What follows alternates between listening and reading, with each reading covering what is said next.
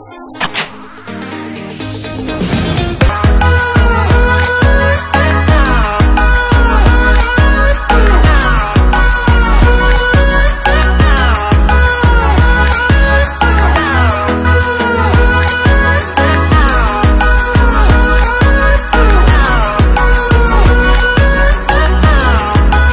friends, welcome to our channel.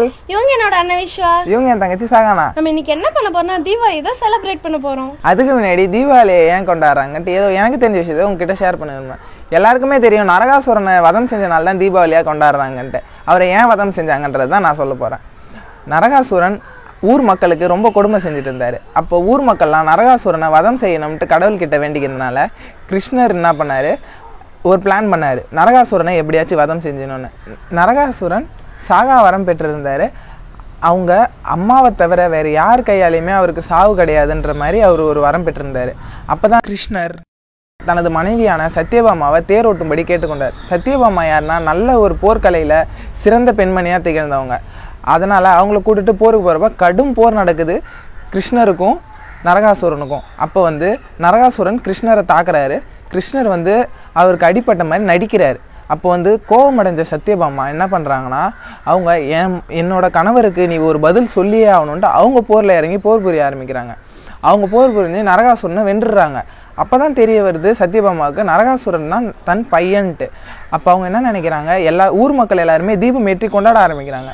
அவங்க சத்யபாமா அப்போ தான் முடிவு எடுக்கிறாங்க, இந்த மாதிரி கொடுமையான ஒரு மகன் யாருக்கும் பிறக்கக்கூடாதுன்ட்டு எண்ணெய் குளியலில் மகாலட்சுமி வாசம் வர்றதாகவும், அப்புறம் நம்ம குளிக்கிற தண்ணியில் கங்கை அம்மனோட வாசம் வர்றதாகவும் அவங்க அப்போ தான் ஒரு வரம் கேட்டுக்கிறாங்க.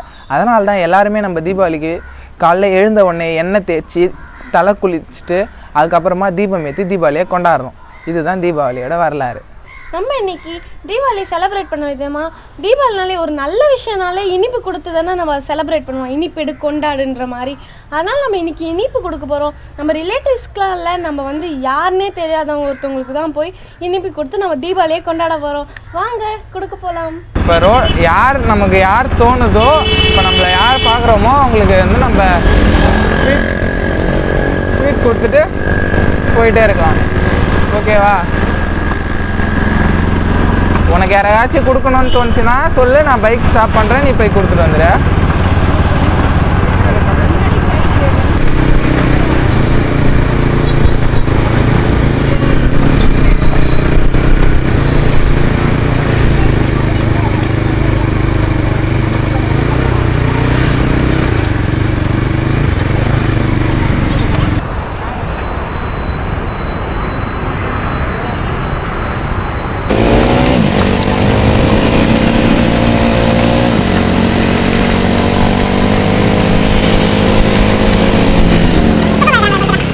நீயே எடுத்துகிட்டு போ கேமரா.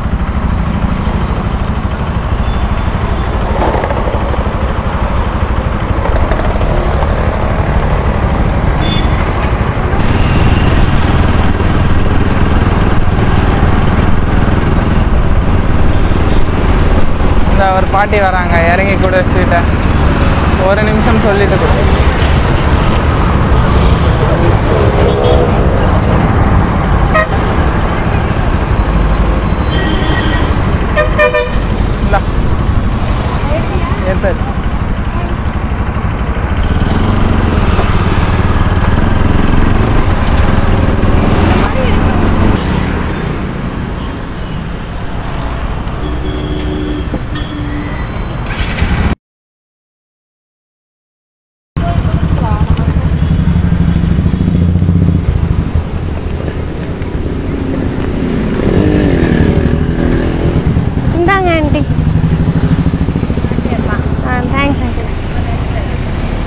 Happy Diwali, auntie.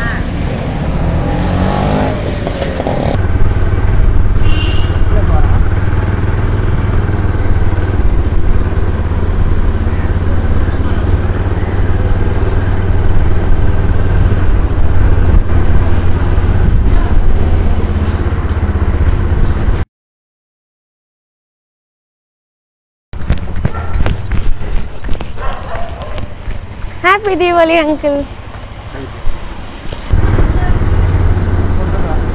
அவருக்கா சரி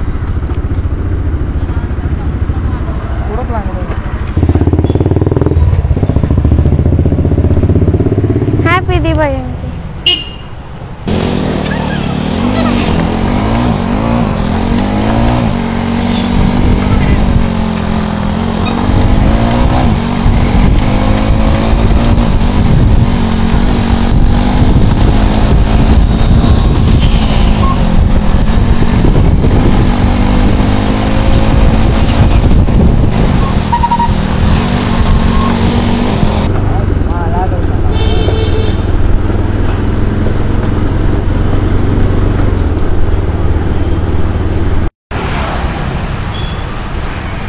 ஹாப்பி தீபாவளி தாத்தா.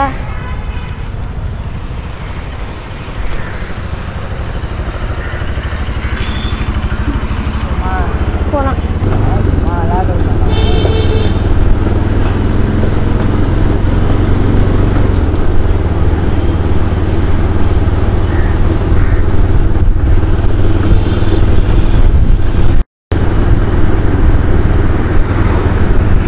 minutes ஆயிடுச்சு.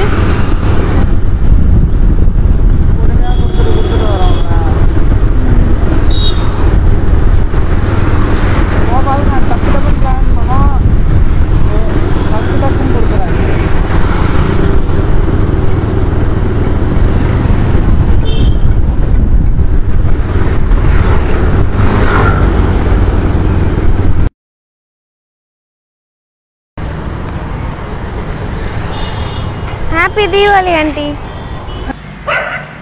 ஸ்வீட்ஸ் எல்லாம் கொடுத்து முடிச்சிட்டு வந்தாச்சு.